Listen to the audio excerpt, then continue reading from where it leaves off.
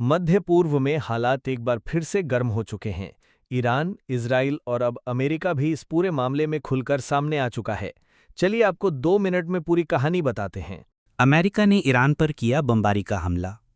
अमेरिकी राष्ट्रपति Donald Trump ने ईरान के 3 परमाणु स्थलों पर हवाई हमले का आदेश दिया, जिसमें फोर्डो, नतांज और इस्फहान शामिल हैं। अमेरिकी सेना ने B-2 स्पिरिट स्टेल्थ बॉम्बर विमानों का उपयोग करके इन स्थलों पर बमबारी की। हमले के बाद ईरान की प्रतिक्रिया। ईरान ने हमले के बाद अमेरिका को चेतावनी देते हुए कहा कि इससे अपरिवर्तनीय क्षति हो सकती है और क्षेत्र में पूरी तरह से युद्ध छिड़ सकता है। ईरान के सर्वोच्च नेता अयतुल्ला अली खामेनेई ने कहा कि अमेरिकी भागीदारी से अपरिवर्तनीय क्षति होगी। हमले के उद्देश्य। अमेरिकी हमले का उद्देश्य ईरान के परमाणु कार्यक्रम को रोकना था। फोर्डो स्थल पर अमेरिकी सेना ने बंकर बस्टर बमों का उपयोग किया, जो गहरे भूमिगत स्थलों को नष्ट करने में सक्षम हैं। अमेरिकी सेना की कार्रवाई। हमले के बाद अमेरिकी सेना ने दावा किया कि यह एक सफल ऑपरेशन था। ट्रंप ने कहा कि हमने ईरान के 3 परमाणु स्थलों पर सफलतापूर्वक हमला किया है। यह हमला क्षेत्र में तनाव को बढ़ा सकता है और वैश्विक ऊर्जा बाजारों पर इसका प्रभाव पड़ सकता है।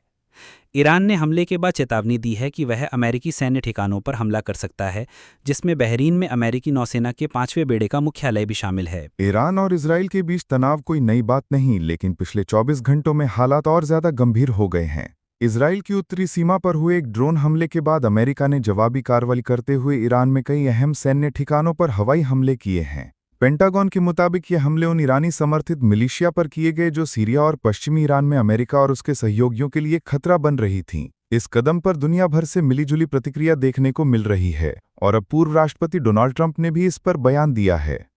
बाइडन को कोई कंट्रोल नहीं है। ईरान हम पर हंस रहा है और इजराइल खुद को बचाने में लगा है। जब मैं राष्ट्रपति था तब शांति थी, अब सब कुछ बर्बाद हो चुका है।